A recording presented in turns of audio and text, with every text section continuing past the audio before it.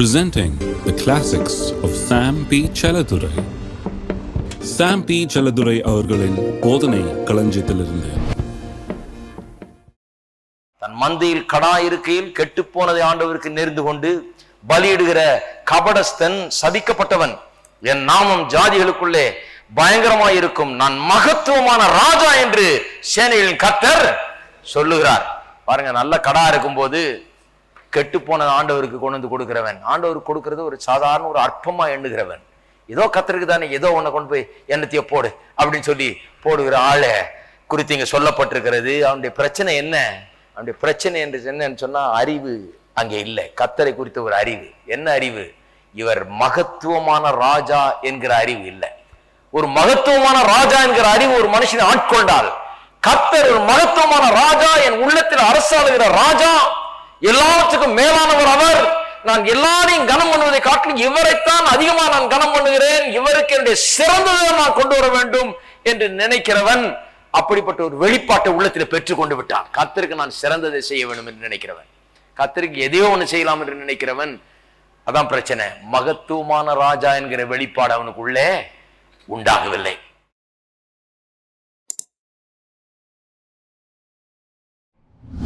மல்கியா 3 வாசிப்போம். 3:10. என் ஆலயத்தில் ஆகாரம் உண்டாயிருக்கும்படி தசம பாகங்களை எல்லாம் பண்டக சாலையிலே கொண்டு வாருங்கள்.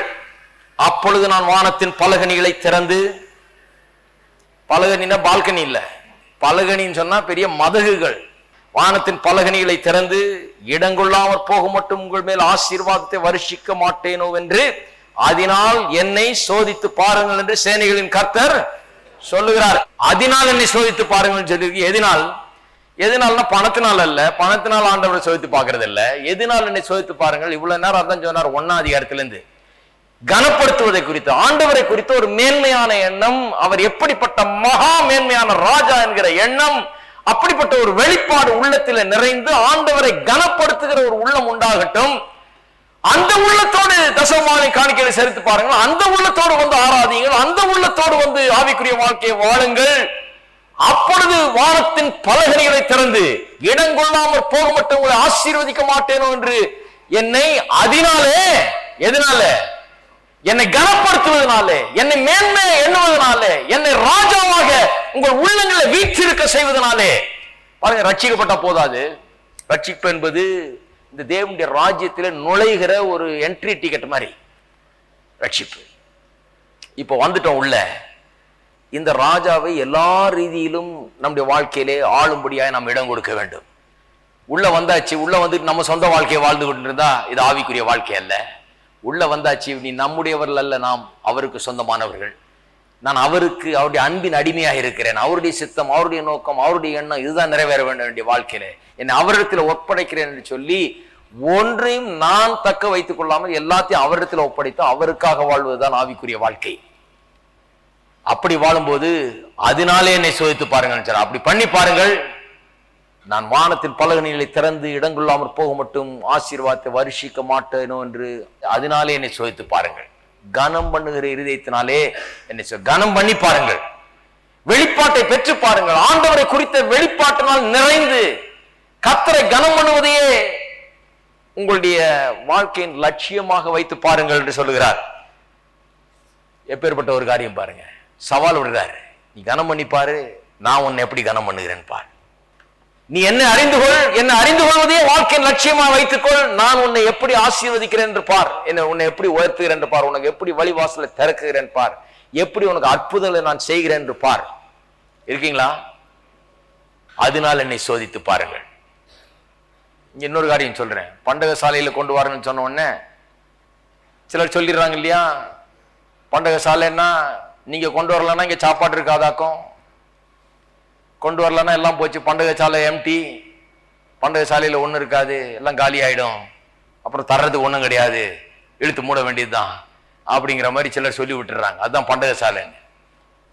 இங்க பண்டக சாலைன்னு சொல்லி இருக்கிறது நீங்க வாஸ்து பாத்தீங்கன்னா, இது குறித்து விளக்கங்களை வாஸ்து பார்த்தா சொல்றாங்க, ராஜாக்கள் பண்டக சாலைன்னு வைத்திருந்தாங்களாம். பண்டக சாலைன்னா என்ன? இவங்க செலவழித்தது போக ஓவர் ஃப்ளோ இருக்குது பாருங்க. இருக்கீங்களா? ராஜா செலவழிச்சு ஓஹோ ஆகான்னு செலவழிச்சு தாம் தூம் பண்ணி எல்லாம் பண்ணி முடிச்ச பிறகு மிச்சம் மீதி நிறைய கொட்டி குவிஞ்சிருக்குமா, இதை கொண்டு போய் பண்டக சாலையில வைப்பாங்க. இருக்கீங்களா? நிறைய பேர் பண்டக சாலைன்னு நினைச்சிட்டு இருக்காங்க. ஆண்டவருடைய ஓட்டாண்டி கஜானா இது. இந்த கஜானால போய் போட்டாதான் இருக்கும், அங்க ஒண்ணு இல்லையே, இருக்காதே இல்லைன்னா. அதனால போய் நான் கொஞ்சம் போட போறேன், அதுல மாசம் மாசம் கொஞ்சம் போட்டாதான் அங்க ஏதாவது இருக்கும், அங்கிருந்து நமக்கு ஏதாவது கிடைக்கும்.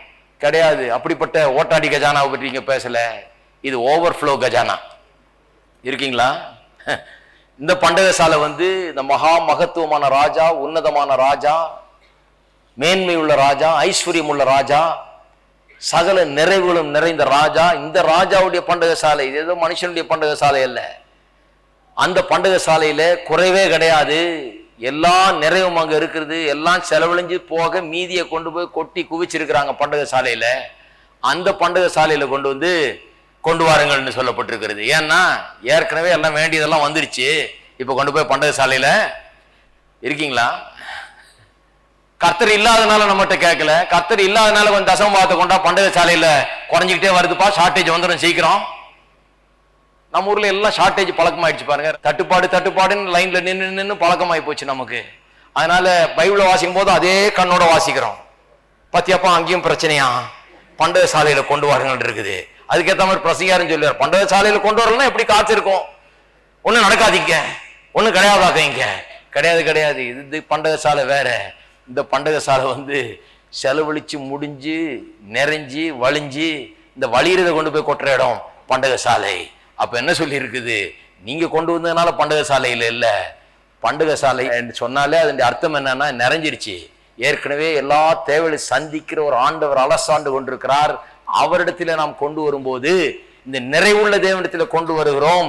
அவரை கனம் பண்ணுவதற்காக கொண்டு வருகிறோம், வேற ஒன்றுக்காகவும் அல்ல. இதுதான் தேவனுடைய ராஜ்யத்தை தேடுவது. தேவனுடைய ராஜ்யத்தை தேடுகிறவர்கள் எப்படி காணிக்கை தசமமான விஷயத்தில் கூட எப்படி தேவனுடைய ராஜ்யத்தை தேடுகிறார் என்பதை குறித்து நாம் பார்த்தோம். இதைத்தான் சாலமோனும் சொல்லுகிறான் நீதிமொழிகள் 3ஆம் அதிகாரம் 9-10 வசனத்துல, உன் விளைவின் எல்லா முதற் பலனாலும் கர்த்தரை கனம் பண்ணு, அப்பொழுது உன் களஞ்சியங்கள் பூர்ணமாய், சும்மா நிரம்பும் இல்ல, பூர்ணமாய் நிரம்பும், ஆலைகள் திராட்சை ரசத்தால் புரண்டோடும். எத்தனை பேர் இதை விசுவாசிக்கிறீங்க? கனம் பண்ணு, அப்பொழுது பூர்ணமாய் நிரம்பும், அப்பொழுது ஆலைகள் திராட்சை ரசத்தால் புரண்டோடும். ஏதோ கர்த்தருக்கு ஏதோ கொடுத்தேன் இல்ல, கனம் பண்ணு.